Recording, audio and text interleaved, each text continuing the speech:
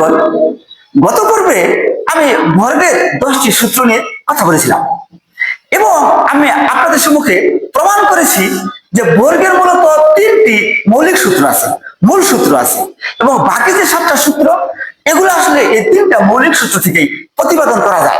এগুলাকে বিন্যস্ত করে রিয়ারেঞ্জ করে কিন্তু এন থেকে প্রতিষ্ঠা করা যায়।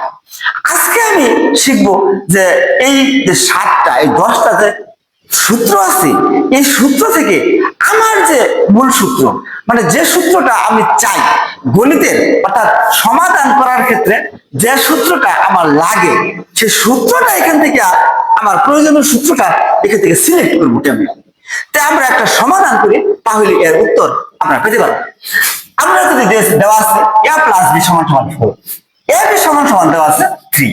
এখন যদি বলে a মাইনাস বি এর মান কত, তাহলে আমরা জানি a মাইনাস বি এর কিন্তু কোনো সূত্র নেই। a মাইনাস বি এর স্কোয়ারের সূত্র আছে, এর কিউবের সূত্র আছে, কিন্তু কিন্তু জাস্ট a মাইনাস বি সমান মান আনার মতো কোনো পরিস্থিতি কিন্তু নাই। তাহলে a minus b whole square দিলাম। এখন আমরা a plus b whole square দিব, এটা দিতে হবে মান যেহেতু a প্লাস বি এর দেওয়া আছে।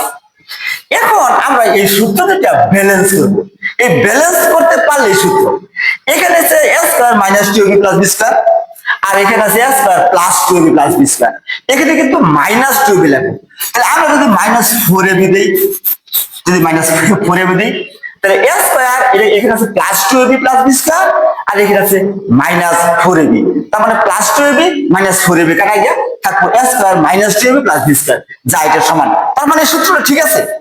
তাহলে কি হলো, একই সাথে আমরা সূত্রটা লিখতে পারলাম এবং নিশ্চিত হতে পারলাম যে এই সূত্রটাই ঠিক আছে। আচ্ছা, তাহলে অঙ্কটা আমরা করি। এখন a প্লাস b এর মান দেওয়া আছে 4 square minus 4 into a b এর মান দেওয়া আছে 3। তাহলে লিখি 4 × 16 মাইনাস 3 × 12 সমান সমান 4। a minus b whole square সমান সমান 2 স্কয়ার। তো উভয় পাশে যদি আমরা রুট ওভার করি তাহলে a minus b whole square সমান সমান রুট ওভার 2 স্কয়ার। তো স্কয়ারের রুটে কাটা গিয়ে থাকে a মাইনাস বি সমান সমান 2।